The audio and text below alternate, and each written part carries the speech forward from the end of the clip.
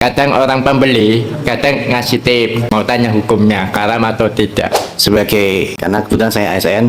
Nah, kalau kita sedang melayani perusahaan, kadang-kadang mereka itu ngajak makan. Nah, apakah makan itu juga termasuk dari bagian dari hadiah? Modal usahanya, itu dari bank riba. Apakah harta itu termasuk bisa disebut harta yang berkah atau tidak, Ustaz? Kalau ada orang yang gajinya tidak mencukupi, dipakai untuk kebutuhan keluarganya, dirinya dan keluarganya, apakah berarti hartanya tidak berkah? Ustaz, di sini saya mau tanya gimana hukumnya uang tip. Kan saya bekerja di toko mesin jahit. Kan kadang orang pembeli, kadang ngasih tip. Gitu. Mau tanya hukumnya, haram atau tidak. Terima kasih. Uang titipan atau uang tips? Ada uang tip. Oh, tips. Baik. Apa hukumnya uang tips? Yang ngasih sinten? Konsumen. Pembeli. Pembeli. Nah, Setiap kali Bapak melayani dikasih. enggak, kadang cuma pembeli mesin jahit gitu. Saya kan cuma karyawan, kadang ngasih karyawan. Masya Allah. Nggak boleh, Pak. Enggak boleh. Iya. Jadi nanti kalau ada yang ngasih kayak gitu ditolak. Tapi kalau tetap makso 3i, maka Bapak serahkan ke toko. Ini punyanya toko, bukan punya saya, ya. Sehingga kita tidak diperbolehkan menerima hadiah dari konsumen yang kita layani karena kita sebagai karyawan di situ. Assalamualaikum, Ustaz. Waalaikumsalam. Melanjutkan tadi, mungkin menyambung sedikit, Ustaz, sama yang sebelumnya. Apakah misalnya kita sebagai karyawan, ya, Ustaz, karena kebetulan saya ASN, itu bidangnya melayani perusahaan-perusahaan. Nah, kalau kita sedang melayani perusahaan, kadang-kadang mereka itu ngajak makan. Nah, apakah makan itu juga termasuk dari bagian dari hadiah? Gitu, Ustaz. Dan mungkin kadang Aturannya gimana? Aturan di ASN? Boleh atau tidak dijak makan? kalau gratifikasi nggak boleh, tapi kalau jam makan, nah itu apakah termasuk bagian dari gratifikasi atau karena itu melewati jam makan siang, Ustaz? Ya. Nah, yang kayak gini kembali kepada definisi yang dibuat oleh KPK. Ya. Sehingga misalnya atau oleh dinas terkait, ya. Kalau ada ASN yang diundang makan oleh klien, itu sejauh mana masuk gratifikasi yang terlarang dan sejauh mana yang masih diizinkan. Standar itu negara yang menentukan. Kalau negara mengizinkan, ya silahkan. Oleh karena itu dalam hal ini, selama makanannya normal, misalnya Anda berkunjung kemudian dijak, ayo Pak, bakmi, mie ayam dulu sama bakso. Harganya berapa? Ya paling 15.000, sekitar itu. Maka kondisi Anda seperti ini tidak masuk kategori mengambil harta negara, insya Allah tidak apa-apa. Tapi kalau lebih, misalnya dihidangkan makanan yang sampai harganya 300.000 per porsi, ini bisa jadi masuk kategori memanfaatkan harta negara. Intinya jika makanan itu normal, insya Allah masih bisa ditoleransi. Tapi kalau kelebihan nggak boleh. Nah, Bagaimana hukumnya seorang muslim yang bergelimpangan harta, bisa bangun rumah sana sini, bisa membantu pembangunan masjid, bahkan ada salah satu anaknya yang hafiz Quran, bisa umroh hampir setiap tahun, tetapi semua pendanaannya itu berasal dari bank riba.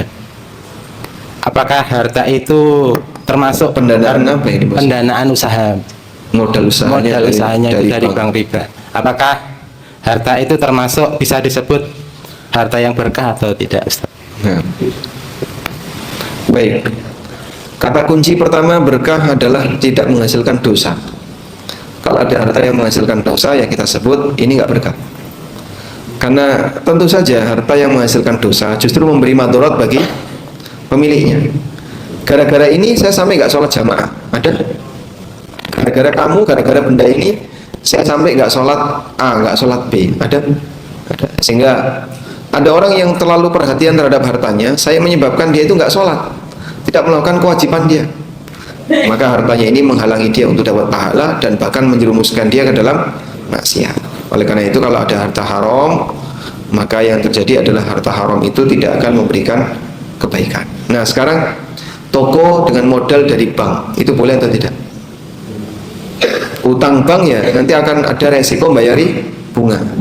Tapi kalau toko ini berkembang lalu menghasilkan keuntungan, maka keuntungan itu statusnya halal. Keuntungan itu statusnya halal. Kok bisa Pak halal, Pak? Sebab hasil yang halal itu turunan dari yang halal. Dia dapat keuntungan itu kan dari apa? Usaha, dari usaha. Lalu karena usaha dia dapat keuntungan, sehingga dari untung itulah dia berhak menikmati keuntungannya. Walaupun modalnya sebelumnya dari bank. Dosa dia dengan bank adalah bayar cicilan yang lebih tadi. Sehingga kalau cicilannya per bulan misalnya 5 juta, dia bayar 5.500.000. 500.000 itulah dosanya bank. Wallahu a'lam. Cuma semisalnya seandainya itu harta yang dari kata bahasa itu kan tumbuh dan berkembang. Jika orang mempunyai gaji ternyata ini bukan curhat ya, punten. Ternyata gajinya setelah dipakai itu ternyata tidak mencukupi dari gaji yang diperoleh untuk belanja kebutuhan keluarga dan sebagainya. Apakah itu disebut dengan harta yang tidak berkah? Matursun. Baik, kalau ada orang yang gajinya tidak mencukupi dipakai untuk kebutuhan keluarganya, dirinya dan keluarganya, apakah berarti hartanya tidak berkah? Nah, definisi berkah adalah ketika termanfaatkan. Sehingga kalau harta itu dimanfaatkan dengan baik, digunakan dengan maksimal, bahkan tidak ada yang tersisa, justru kita sebut ini hartanya berkah. Nah, masalah kurang banyak dan seterusnya ini beda lagi. Sehingga bisa jadi termanfaatkan apa yang dia dapatkan, tapi masih kurang. Nah, masih kurang tadi bisa ditutupi dari sisi yang lain. Orang yang tidak mampu karena penghasilannya tidak mencukupi kebutuhannya, dia berhak dapat zakat. Dia berhak dapat zakat. Sehingga insya Allah termasuk harta yang berkah. Nah, cuman bagi mereka yang merasa belum mencukupi, ya, terkadang sebenarnya standar kita itu beragam, ya. Maka penyebutan belum mencukupi itu bisa jadi sebenarnya sudah mencukupi, tapi merasa tidak sebagaimana yang lain. Coba Pak bayangin ya, ada seorang perempuan membawa 2 anak perempuan datang ke rumah Aisyah radhiyallahu anha dan minta sedekah. Seorang ibu-ibu membawa 2 anak perempuan datang ke rumah Aisyah minta sedekah. Lalu Aisyah radhiyallahu anha hanya memberi 1 butir kurma, cuma dikasih 1 butir kurma. Terus oleh sang ibu 1 butir kurma itu dibelah 2, dikasihkan ke 2 putrinya. Dia sendiri nggak makan. Kebayang nggak kita sampai berpikir, itu Aisyah kok pelit banget, masa sedekah cuma 1 butir kurma? Jawabannya apa? Karena beliau nggak punya yang lain, cuman punya 2 butir kurma, yang 1 dikasihkan orang tadi, yang 1 sebagai sumber makanan atau bahan makanannya Aisyah di rumah. Ya cuman itu yang punya. Itu istri Rasulullah Sallallahu Alaihi Wasallam. Ada nggak keluarga kita yang kayak gitu, Pak? Ada? Hah? Ada? Nggak ada. Saya yakin nggak ada. Sak kire-kirene wong Boyolali misalnya, tidak mungkin mengalami kondisi itu. Pasti dia bisa makan 3 kali. Padahal Nabi SAW ketika pulang dari masjidnya, lalu sampai rumah tanya, hal indakum min syai', kalian punya apa yang bisa dipakai sarapan? Gak ada ya Rasulullah. Suami pulang baru saja dari masjid, padahal sudah dzikir di masjid sampai syuruk, sampai di rumah sarapannya apa? Orang no sarapan, takon-takon sarapan. Kira-kira suami tanya kok kemudian jawabannya kayak gitu gimana? Hah? Dijolke, sing dijolke nama Mame dijolke.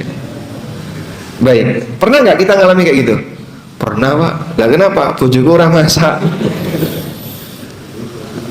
Ora masak kenapa? Kadang males, kadang gas entek, ada beberapa faktor. Tapi kan ada yang dimasak.